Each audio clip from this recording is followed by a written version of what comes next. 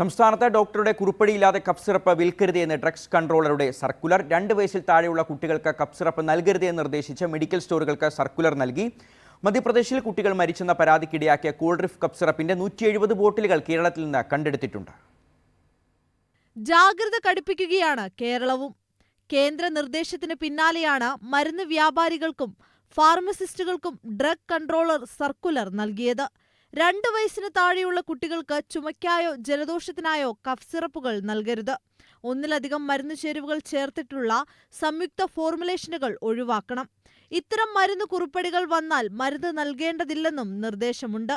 5 വയസ്സിൽ താഴെയുള്ള കുട്ടികൾക്ക് ഇത്തരം മരുന്നുകൾ നൽകേണ്ടി വന്നാൽ ഡോസേജിലും കാലയളവിലും കൃത്യമായ നിർദ്ദേശം നൽകണം. അംഗീകൃത നിർമ്മാതാക്കളുടെ മരുന്ന് മാത്രമേ വിൽക്കാവൂ. പ്രിസ്ക്രിപ്ഷൻ ഇല്ലാതെ ഇത്തരം മരുന്നുകൾ വിറ്റാൽ കർശന നടപടി ഉണ്ടാകുമെന്നും മുന്നറിയിപ്പുണ്ട്.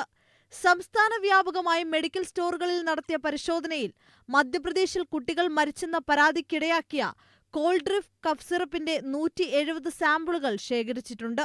52 സാമ്പിളുകൾ സംസ്ഥാന ഡ്രഗ് കൺട്രോളർ വകുപ്പ് പരിശോധനയ്ക്ക് അയച്ചിട്ടുണ്ട്.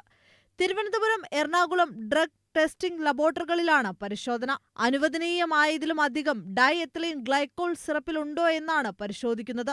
അപകടമുണ്ടാക്കിയതായി കരുതുന്ന SR13 എന്ന ബാച്ച് കേരളത്തിൽ വിൽപ്പനയ്ക്ക് എത്തിച്ചിട്ടില്ലെന്നാണ് നിഗമനം. സംസ്ഥാനത്ത് ഈ ബ്രാൻഡിന്റെ വിൽപ്പന തന്നെ ഡ്രഗ് കൺട്രോളർ നിരോധിച്ചിട്ടുണ്ട്. ഈ കഫ് സിറപ്പിന്റെ വിൽപ്പന തടയാനായി ആശുപത്രി ഫാർമസികളിലും മെഡിക്കൽ സ്റ്റോറുകളിലും നടത്തുന്ന പരിശോധനയും തുടരും. കേരളത്തിന് പുറത്തുനിന്നെത്തിക്കുന്ന മറ്റ് ബ്രാൻഡുകളുടെ സാമ്പിളുകളും ശേഖരിച്ച് പരിശോധന നടത്തുന്നുണ്ട്. ഇതിനു പുറമെ കേരളത്തിൽ നിർമ്മിക്കുന്ന 5 ബ്രാൻഡുകളുടെയും സാമ്പിളുകൾ ശേഖരിക്കുന്നുണ്ട്. ഏഷ്യാനെറ്റ് ന്യൂസ്, തിരുവനന്തപുരം.